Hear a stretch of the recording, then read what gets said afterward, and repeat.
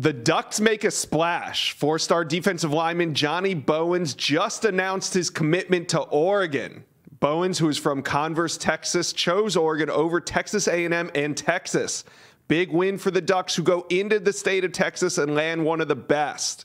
Let's bring on national recruiting analyst Sam Spiegelman to talk about the big get for Oregon. Sam, how were they able to do it? You know, Dan Lanning and the Oregon Ducks are building a foundation in the state of Texas. And, you know, they already have a commitment from on 300 safety Tyler Turner. And the next up is Johnny Bowens, who, you know, a year ago at this time committed to Texas A&M, was one of the building foundations in this 2023 class that was certainly looking to be one of the best in the country. Credit Oregon, they got him on campus over the summer and an official visit right in September for the game day environment. They have never taken their foot off the gas. He picks the Ducks over not only A&M, but Texas, which tried to make a late push for the on 300 four-star defensive lineman from the San Antonio area. But credit Dan Lanning, defensive-minded coach. Matthew Prowledge, who used to coach at Baylor, is Oregon's safeties coach, has really deep ties to the Lone Star State.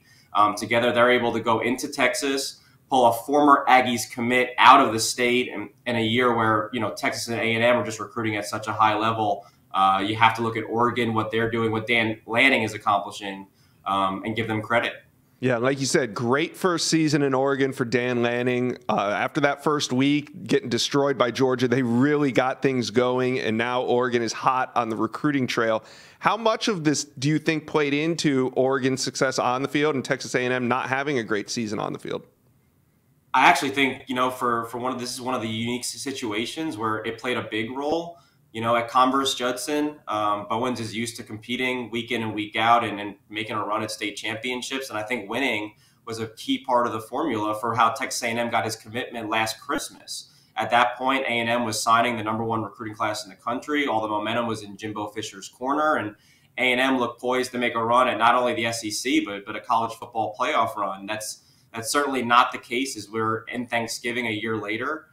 Oregon, after that week 1 loss, has completely rebooted the system. Dan Lanning is a young, defensive-minded coach. He comes from Georgia, where he won a national championship. Seems like he's got things going in Eugene in a quick pace, and they're making a dent in Texas. They're making a dent around the country because people are seeing what he's building on that side of the ball and also on the offensive side of the ball. And I think Oregon has a fast track to a college football playoff spot that maybe Bowens thought A&M had this time a year ago.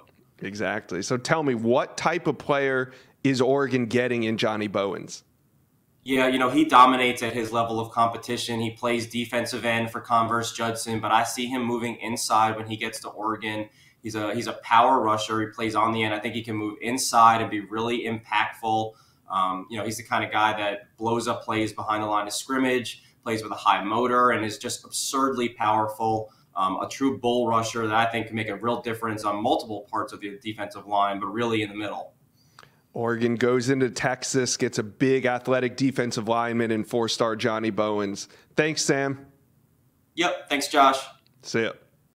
Thank you for watching. Make sure you smash that subscribe button for me. And remember to check out all the videos on the On3 YouTube page.